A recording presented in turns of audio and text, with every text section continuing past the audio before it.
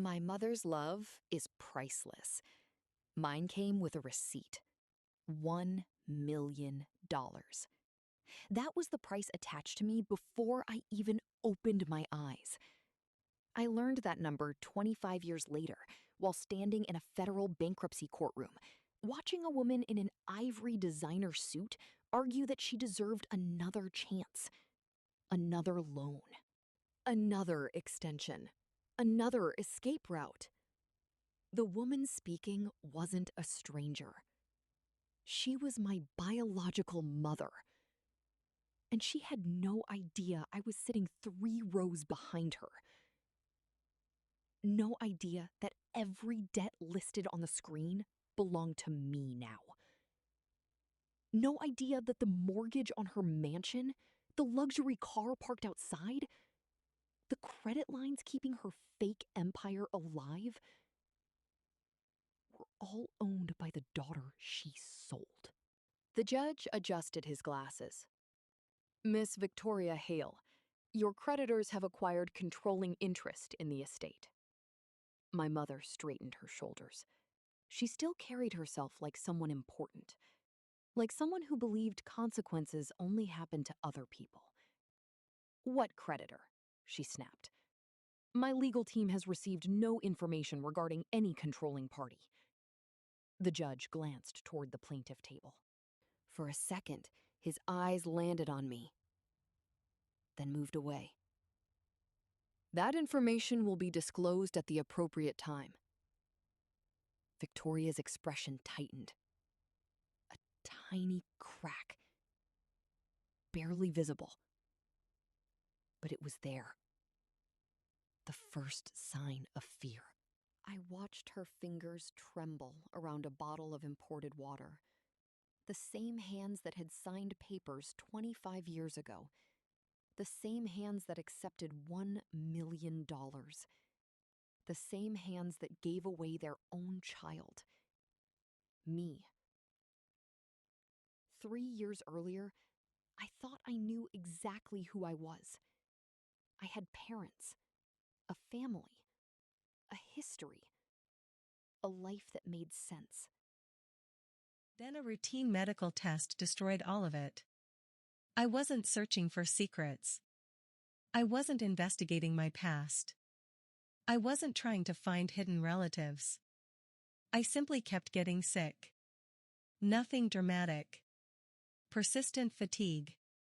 Strange symptoms. Doctors ordered additional testing. One specialist requested genetic screening. Just to rule things out. I remember sitting in a sterile office smelling faintly of disinfectant and old carpet while the doctor stared at my file longer than normal. That silence changed everything. "Emma," he finally said carefully, "are you adopted?" I laughed. Actually laughed. No. He didn't laugh back. The room suddenly felt smaller. The fluorescent lights buzzed overhead. And for the first time, something felt wrong. Very wrong. Your genetic markers don't align with either parent listed in your records. I stared at him. Then stared at the paperwork. Then stared again. The words stopped making sense. People always imagine life-changing moments as explosions. Mine felt like gravity disappearing. Quiet. Disorienting. Impossible. My parents cried when I confronted them. Not because they had lied. Because they genuinely didn't know. The couple who raised me had loved me fiercely. Protected me. Supported every dream. They had never suspected anything. Hospital records showed a normal birth. Normal discharge. Normal documentation. Everything appeared legitimate. At least on the surface. For 6 months, I dug through records. Hospitals. Archives. Old staff rosters. Legal documents. The deeper I looked, the stranger everything became. Birth records had inconsistencies. Signatures didn't match. Several documents appeared altered. One nurse had mysteriously resigned days after my birth. Another had disappeared entirely from public records. Then I found a retired hospital administrator living in Arizona. A woman named Margaret Doyle. 81 years old. Sharp memory. Sharp tongue. And absolutely no patience. She stared at a photograph I'd brought. A picture of my biological mother. Victoria Hale. The moment Margaret saw it, color drained from her face. She didn't speak for almost 30 seconds. Finally, she whispered something I'll never forget. I knew someday this would come back. The old woman invited me inside. Her house smelled like lavender and old books. Family photographs covered every wall. Normal memories. Honest memories. The kind money couldn't manufacture. Margaret sat heavily in an armchair. I wasn't involved, she said immediately. But I knew. My pulse accelerated. Outside, wind rattled tree branches against the windows. Inside, 25 years of lies began collapsing. There were rumors. What rumors? She swallowed.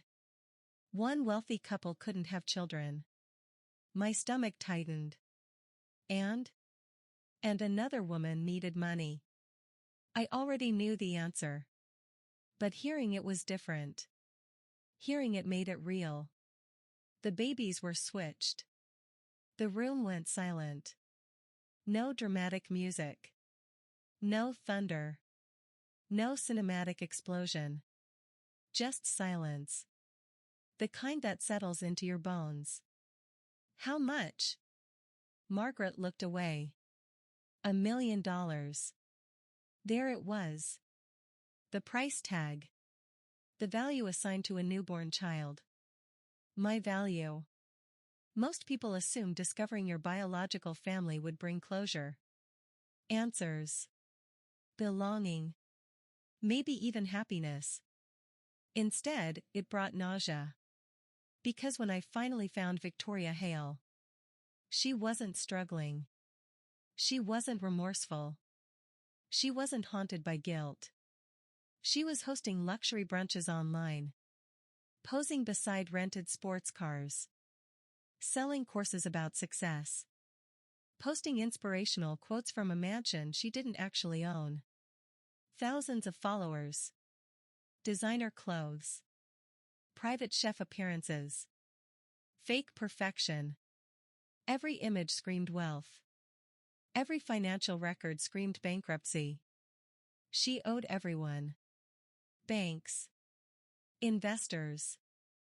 Former employees. Friends. Tax agencies. The entire empire was held together with debt and denial. And then I discovered something worse.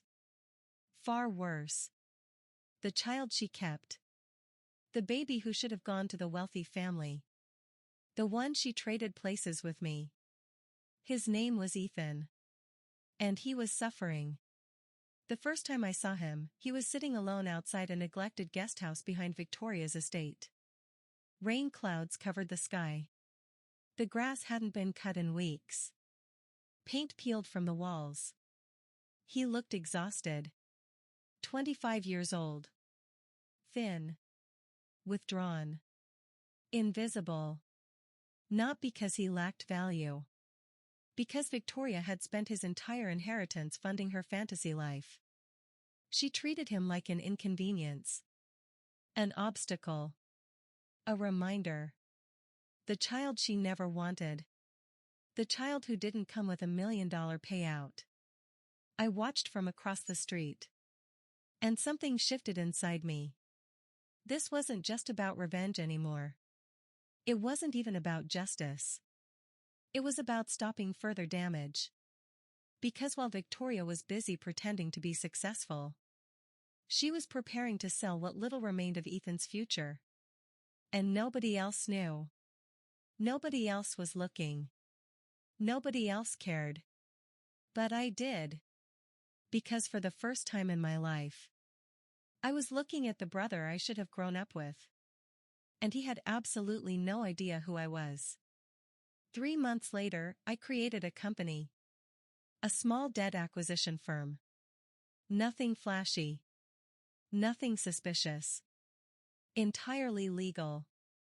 Entirely real. Patient. Quiet. Invisible.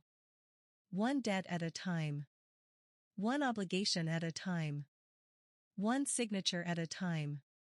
I started buying pieces of Victoria Hale's collapsing life. Not to destroy her. Not yet. To understand her. Because before a building falls, you need to know exactly which beam is holding it up. And Victoria's entire world was balancing on a single lie. A lie that was finally running out of time. Back in the courtroom, Victoria continued arguing with the judge. Demanding answers. Demanding respect. Demanding special treatment. The same confidence. The same entitlement. The same arrogance. But now I could see what nobody else saw. Fear. Real fear. Because deep down, she knew. Maybe not who I was. Maybe not where I came from. But she knew secrets don't stay buried forever. And somewhere inside her, a voice was beginning to whisper that the daughter she sold might eventually come looking. The judge announced a recess. People began standing. Chairs scraped across polished floors. Lawyers gathered documents. Reporters whispered near the exit. Then Victoria turned. Just slightly. Just enough. For our eyes to meet. Only a second. Nothing more. She looked right through me. Saw a stranger. And kept walking. I watched her leave. Calm. Silent. Patient. Because she still believed she had time. She didn't know I'd already purchased her car loan. Her largest credit line. 2 private judgments. And a substantial portion of her mortgage. She didn't know her relaunch party was scheduled for 3 weeks from now. She didn't know every supplier had already been contacted. She didn't know every escape route was quietly disappearing. Most importantly, she didn't know the daughter she sold was finally close enough to touch the truth. And before this was over, I would have to decide something far more difficult than revenge. Whether saving my brother meant destroying my mother. For most of my life, I believed revenge would feel hot. Explosive. Righteous. The truth was much colder. It looked like spreadsheets. Contracts. Quiet meetings. And signatures. Lots of signatures. 3 weeks after the bankruptcy hearing, I sat inside a glass conference room overlooking downtown Chicago while a senior banker slid another file across the table. Victoria Hale. Account delinquency. 98 days overdue. Personal guarantee attached. The banker smiled. She's becoming expensive. I returned the smile. She's been expensive for 25 years. He thought I was joking. I wasn't. I signed the acquisition papers. Another piece of her world quietly became mine. Not enough to destroy her. Yet. Just enough to tighten the walls. Outside, autumn rain streaked the windows. The city looked gray and distant. For a moment, I wondered if I was becoming someone I wouldn't recognize. Every week I learned something uglier about my biological mother. Every week it became easier to justify what I was doing.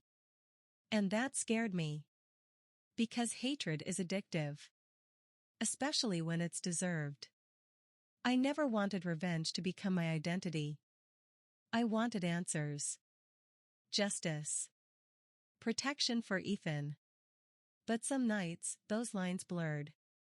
That evening, I drove past the Hale estate. The place looked impressive from a distance. White stone. Tall iron gates. Perfect landscaping near the front entrance. But closer inspection told a different story. Cracks along the driveway. Dead patches of grass. Broken fountain pumps. Temporary repairs hiding permanent problems. The house reminded me of Victoria herself. Beautiful from far away. Falling apart up close. A black SUV pulled through the gates. Victoria stepped out. Designer coat. Perfect makeup. Expensive jewelry.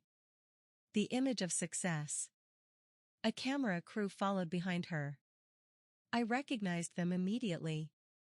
Social media production team. She was filming content. Even now.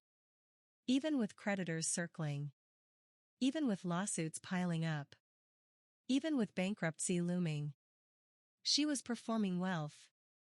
Selling success she didn't possess. The strange thing? People believed her. Thousands of them. Maybe millions. Because confidence is often mistaken for truth. I was about to leave when another vehicle appeared. An older sedan. The driver's door opened. Ethan stepped out. The contrast hit me instantly. Victoria looked polished. Ethan looked exhausted. She wore luxury. He wore practicality. She walked toward cameras. He walked toward the side entrance. Invisible. Unnoticed. Like a guest in his own life. My chest tightened. Every time I saw him, it got harder. Not because I knew him. Because I should have. The next morning, I attended a strategy meeting with my legal team. No one there knew the entire truth. Only fragments. That was intentional. The fewer people who knew, the safer the investigation remained. A large screen displayed Victoria's financial structure. It looked complicated. It wasn't. The illusion of complexity hid a very simple reality. Debt. Debt stacked on debt. Loans covering older loans. Credit financing appearances. Everything dependent on constant expansion. The moment growth stopped, collapse became inevitable. My attorney pointed toward one highlighted file. There's something else. I looked up. What? He clicked the screen. A trust fund appeared. My stomach dropped. Ethan Hale Trust. Estimated value. $8.4 million. My pulse accelerated. How much remains? The attorney hesitated. After recent withdrawals? He looked uncomfortable. Approximately 1.2. The room went silent. Victoria had burned through over $7 million. Money that wasn't hers. Money meant for Ethan. Money intended to secure his future. I drove for nearly an hour afterward without turning on the radio. The city blurred past. My hands gripped the steering wheel. $7 million. $7 million. A child sold for $1 million. Another child robbed of 8. Every answer somehow uncovered something worse. The deeper I dug, the uglier the story became. 2 days later, I met Victoria Hale for the first time. Face to face. Not as her daughter. As her financial consultant. At least, that's what she believed. The meeting took place in a private restaurant overlooking Lake Michigan. The dining room smelled faintly of espresso and polished wood. Victoria arrived 12 minutes late. Not because she was busy. Because she wanted everyone to know she was important. Some habits survive bankruptcy. She extended a manicured hand. Victoria Hale. I shook it. Emma Carter. Neither of us blinked. Neither of us knew how much the other person was hiding. At least that's what she thought. For the first 15 minutes, she spoke almost exclusively about herself. Her vision. Her brand. Her future projects. her upcoming relaunch event. The entire conversation felt rehearsed. Like she was pitching an investment opportunity rather than discussing financial disaster. Then something fascinating happened. She lied. Not once. Repeatedly. Effortlessly. Without hesitation. The lies arrived so naturally they almost sounded true. I found myself wondering how many times she'd told herself these same stories. How long before deception becomes identity? How long before a person forgets where the performance ends? Eventually, I asked about her son. A simple question. Nothing aggressive. Just curiosity. The effect was immediate. A tiny shift. Barely visible. But unmistakable. Her smile tightened. "Oh, Ethan?" She took a sip of wine. "He's figuring things out." Not. "He's doing well." Not. "I'm proud of him." Not. "He's happy." Just. "He's figuring things out." The way someone might describe a problem. Or a delayed shipment. Not a child. Not family. A burden. For the first time that afternoon, I felt genuine anger. Not the controlled anger that had fueled my investigation. Real anger. Sharp. Immediate. Personal. I hid it behind a professional smile. She never noticed. Victoria rarely noticed anything that wasn't reflected back at her. Then she said something that chilled me. Completely by accident. She laughed while discussing business failures. Some investments pay off. She shrugged. Others don't. Then she smiled. But I've always been good at making trades. Trades. The word lingered. Hung between us. Neither of us acknowledged it. Yet suddenly the entire room felt colder. Because 25 years earlier, she had made the most important trade of her life. And somehow she still viewed it as a transaction. A week later, I received a call from a private investigator. The kind of call that changes everything. His voice sounded unusually serious. "Emma. What happened? You need to see this." An hour later, I sat inside his office reviewing documents spread across a large table. Property transfers. Trust records. Legal filings. Then he showed me the newest paperwork. I stared. Read it twice. Then a third time. Because I couldn't believe what I was seeing. Victoria wasn't merely draining Ethan's inheritance. She was preparing to sell the final remaining assets. The last protected portion of the trust. If completed, Ethan would lose nearly everything. His future. His security. His safety net. Gone. All to finance one final attempt at preserving her fake empire. That night, sleep never came. Rain tapped softly against my apartment windows. Chicago glowed beyond the glass. Somewhere across the city, Ethan probably had no idea what was happening. No idea what was being stolen. No idea who was responsible. And no idea that someone was finally fighting for him. I stood there until sunrise. Watching lights flicker across the skyline. Thinking about choices. Thinking about family. Thinking about the strange reality that my brother was still a stranger. Then I made a decision. A dangerous one. A personal one. A decision that changed everything. I wasn't just going to expose Victoria Hale. I was going to save Ethan. Even if he never forgave me.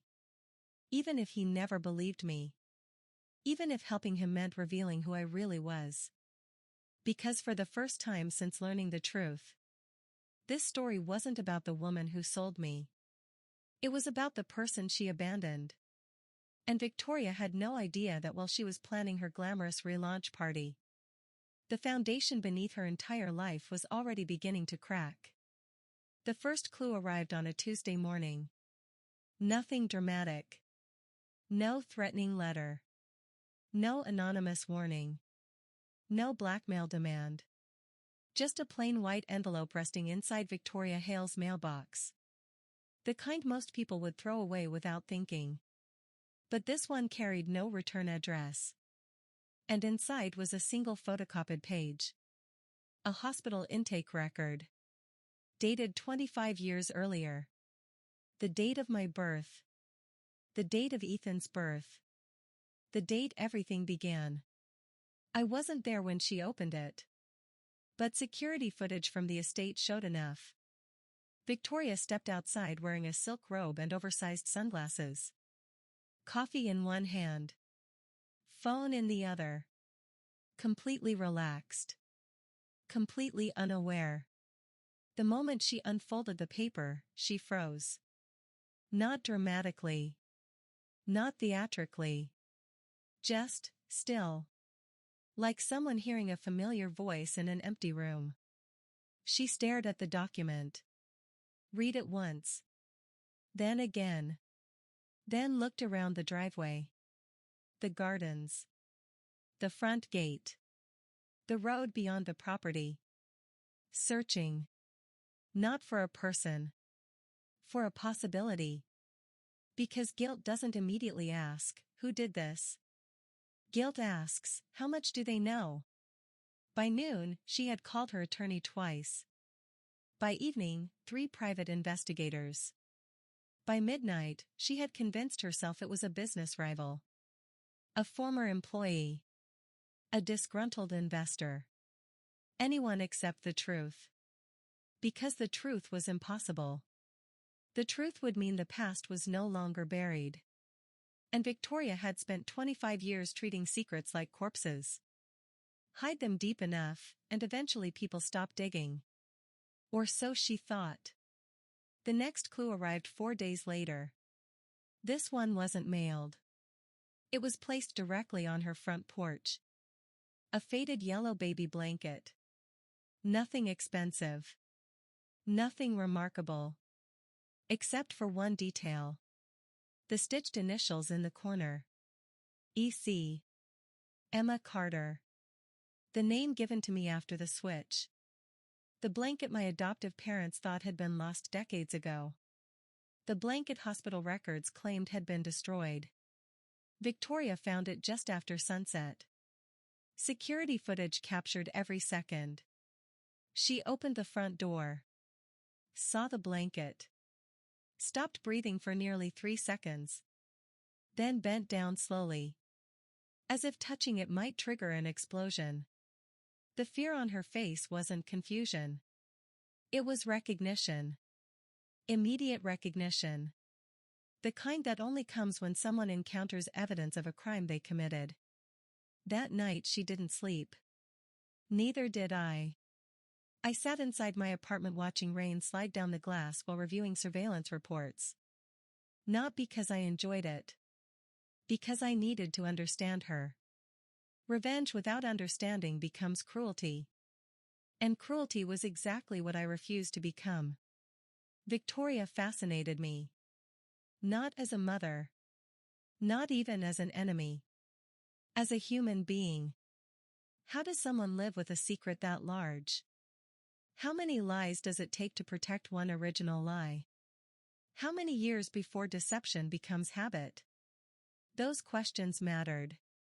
Because every answer revealed what she might do next. And what she might do to Ethan. The following week, her behavior changed. Subtly at first. She became suspicious. Distracted. Restless. She checked over her shoulder constantly.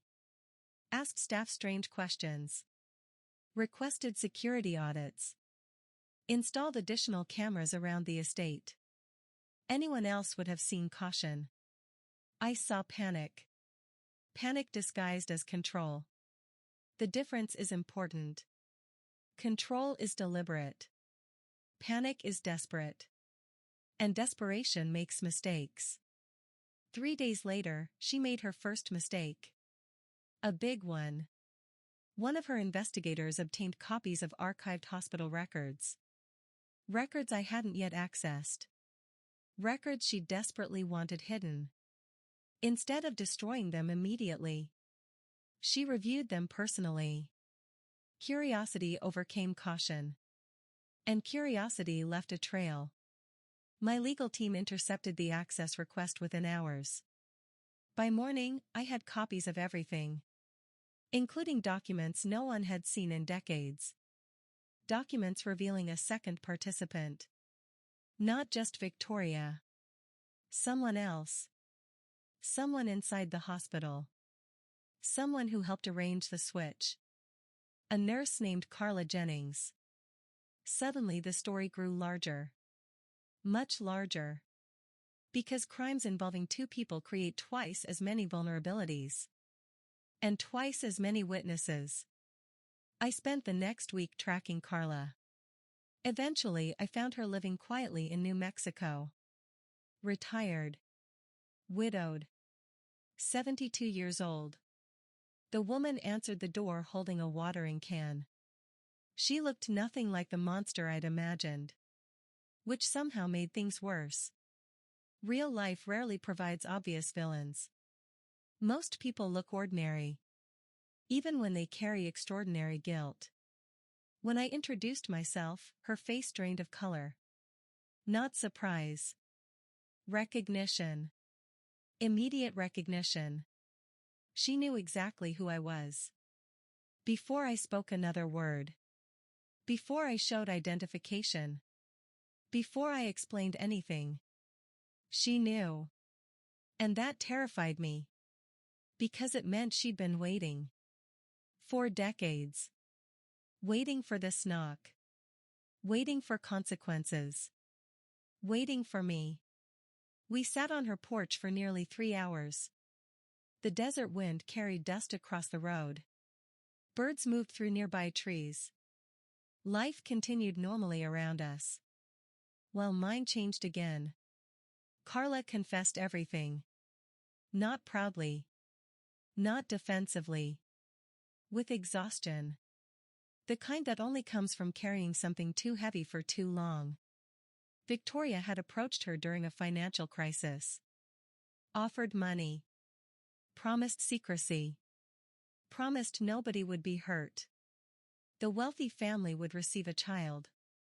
The struggling woman would receive a future. Everyone wins. At least that's how Victoria framed it. People justify terrible things by changing the language. They don't call it stealing.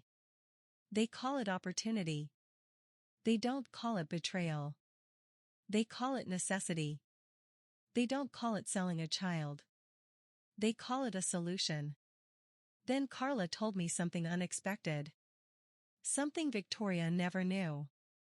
Something that changed everything. The wealthy couple who paid for the arrangement hadn't known. Not originally. They believed the child was theirs. The transaction happened around them. Not with them. They were victims too. My adoptive parents. The people who raised me. Loved me. Protected me. The people I'd spent months secretly wondering about. They had never bought me. Never requested me. Never participated. They simply loved the daughter placed in their arms. For the first time in months. I cried. Not from grief. Relief. Because one part of my life remained genuine. One part remained clean. One part remained real. Back in Chicago, Victoria's world continued shrinking. Creditors increased pressure. Lawsuits multiplied. Investors disappeared. Her relaunch party was now only 10 days away. The event she believed would save everything. The event she'd spent months promoting online. The event funded almost entirely with borrowed money. Money she didn't have. Money she couldn't repay. Money that, in many cases, belonged to me. Then came clue number 3. The one that finally broke her composure. No envelope. No blanket. No message. Just a photograph. An old hospital photograph. A maternity ward image from 25 years earlier. Several newborns. Several nurses. Several families. Normal at first glance. Except for a red circle. Drawn around Victoria. And another around Carla Jennings. Nothing else. No explanation. No accusation. No threat. Just two circles. And the knowledge that someone remembered. According to staff reports, Victoria locked herself inside her office for 6 hours. Cancelled meetings. Ignored calls. Stopped posting online. The woman who documented every luxury brunch and designer handbag suddenly vanished from social media. Followers noticed. Speculation spread. Rumors multiplied. The cracks became visible. Not the truth. Not yet. But cracks. And once cracks appear, people start looking closer. The strangest part? I wasn't enjoying it. Not the way I'd imagined. I expected satisfaction. Vindication. Closure. Instead, I felt something more complicated. Watching Victoria unravel didn't erase my pain. Didn't restore my childhood. Didn't give me memories with Ethan. Didn't answer every question. Revenge, I was learning, isn't medicine. It's accounting. You recover what was taken. Nothing more. Nothing less. Then everything escalated. Fast. 3 nights before the relaunch party, my legal team called at 2:17 a.m. I answered immediately. The attorney sounded alert. Concerned. Emma. What happened? We have movement. I sat upright. What kind of movement? A pause. Papers rustled on the other end. Then he delivered the sentence that changed the direction of the entire operation. Victoria is trying to leave the country. For several seconds I said nothing. Outside my apartment, city lights shimmered against the river. A distant siren echoed somewhere downtown. Victoria wasn't panicking anymore. She was running. And people only run when they believe the danger is real. The question wasn't whether she knew someone was exposing her. The question was how much she had figured out. Because if she escaped now, the truth might disappear with her. And worse. Ethan could lose everything. By sunrise, emergency legal filings were underway. Asset restrictions. Account reviews. Travel notifications. Every mechanism available. Not to trap her. To prevent further damage. Because the woman who once sold one child and stole from another had reached the most dangerous stage of desperation. The stage where consequences finally become visible. And desperate people don't think about morality. They think about survival. Meanwhile, across the city, Ethan remained completely unaware. He still didn't know the truth. Still didn't know who I was. Still didn't know a storm was forming around the only family he'd ever known. But that was about to change.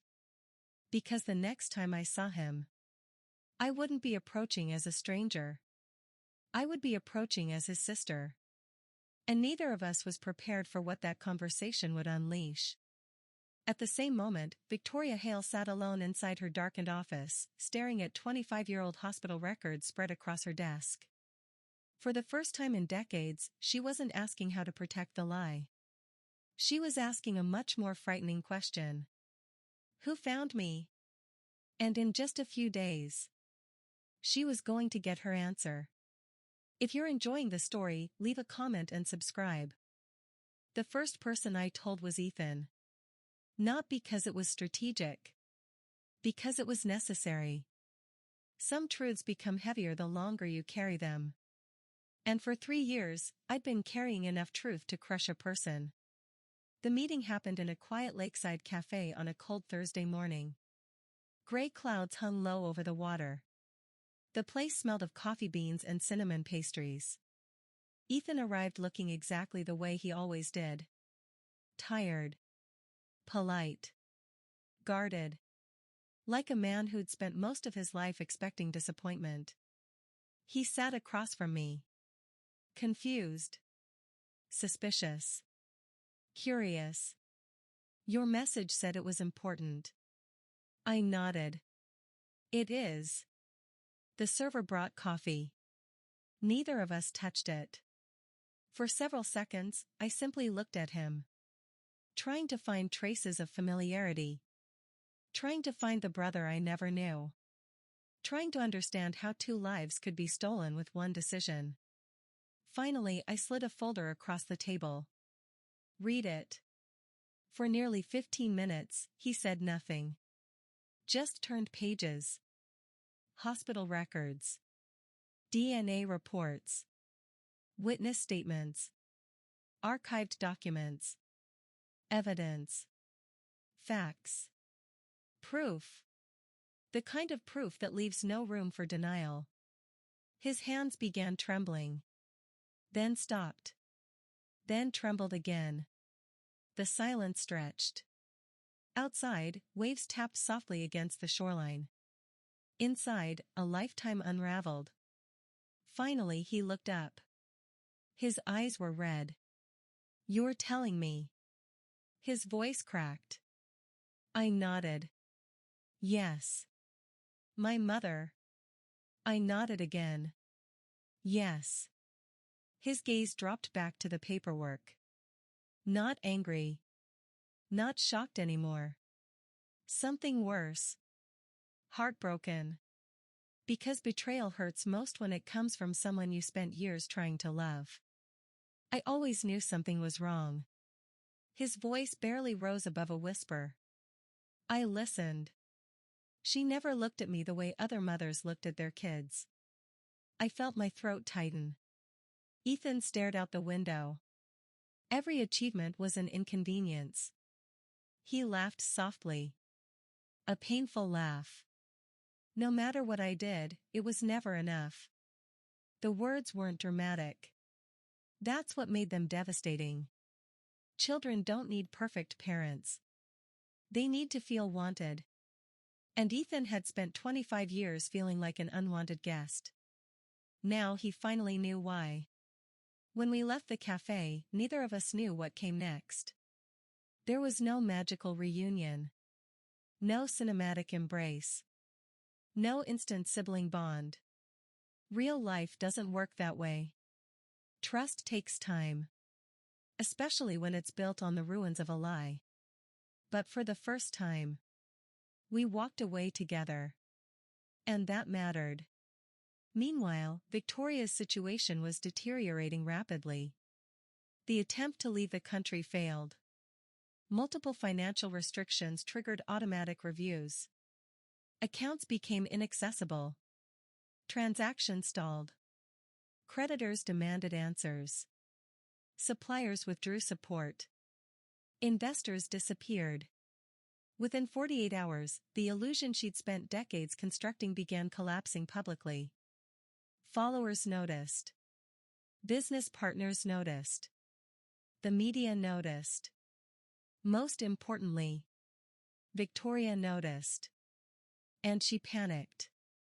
The relaunch party still moved forward. Against every piece of advice she received. Against every warning. Against common sense. Because the event wasn't really about business. It was about denial. As long as the party happened, she could pretend everything remained under control. As long as cameras flashed, she could keep performing success. As long as people applauded, she wouldn't have to face reality. But reality was already on its way. The night of the event arrived. Cold. Clear. Perfectly beautiful. The Hale estate glowed beneath hundreds of decorative lights. Luxury vehicles lined the circular driveway. Guests arrived wearing expensive clothing. Influencers recorded content. Champagne flowed. Music echoed through the property. From a distance, it looked like victory. Up close, it was a farewell party. No one knew it yet.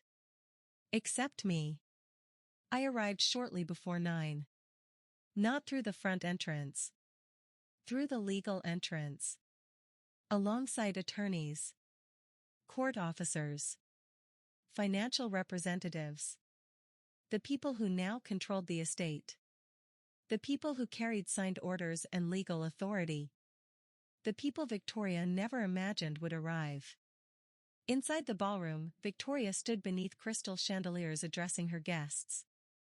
Confident. Radiant. Smiling. The performance of a lifetime. Success isn't about setbacks, she announced. It's about resilience. Polite applause followed. Then another round. Then another. And that's when the doors opened. Conversation stopped. Music faded. Heads turned.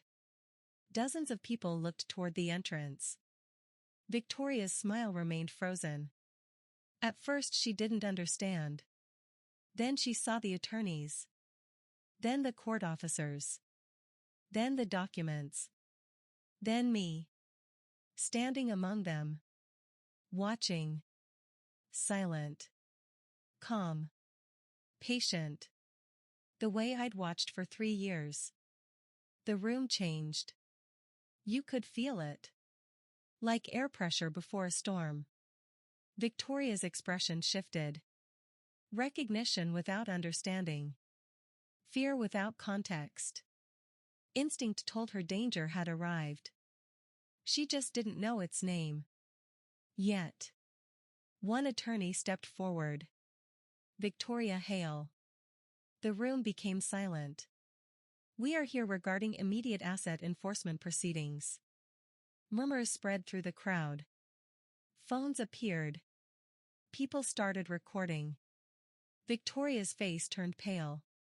This is a mistake. No. The attorney remained calm. It is not. Another document appeared. Then another. Then another. Mortgage ownership. Debt acquisition. Asset control. Everything legal. Everything documented. Everything final. The foundation was gone. Guests slowly backed away. Not because anyone told them to. Because people instinctively move away from collapsing structures. Even human ones. Victoria looked around desperately. Searching for support. Searching for allies. Searching for someone willing to save her.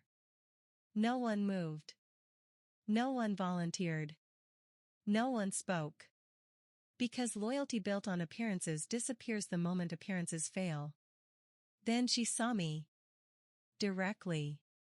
Clearly. For the first time. Who are you? The question barely escaped her lips. I stepped forward. The ballroom seemed smaller now. Quieter. Every eye watching. Every camera recording. Every secret approaching daylight. I placed a thin folder onto a nearby table. The original hospital records. The original witness statements. The original truth. Victoria stared at them. And suddenly she knew. Not everything. Just enough. Her knees nearly buckled. No. The word emerged as a whisper. A plea. A prayer. A denial. Maybe all three. I looked at her calmly. The way I'd rehearsed countless times. The way I'd imagined during sleepless nights. The way reality finally demanded. The daughter you sold is finally home. The room became perfectly still. No music. No conversation. No movement. Just silence. The kind of silence that changes lives. Victoria's eyes filled with tears. Not dramatic tears. Not movie tears. Human tears. The kind produced when denial finally runs out. She sat heavily into a nearby chair. Unable to remain standing. Unable to continue pretending. Unable to escape. For the first time in 25 years. The truth occupied the room. And it wasn't leaving. I never meant. She stopped. Because there was no sentence capable of finishing that thought. No explanation sufficient enough. No justification large enough. No excuse strong enough. I waited. She cried. The guests watched. Reality settled. Slowly. Relentlessly. Permanently. Then came the decision. The one I'd struggled with for months. The one that mattered more than revenge. More than exposure. More than punishment. Ethan stepped beside me. Victoria looked up.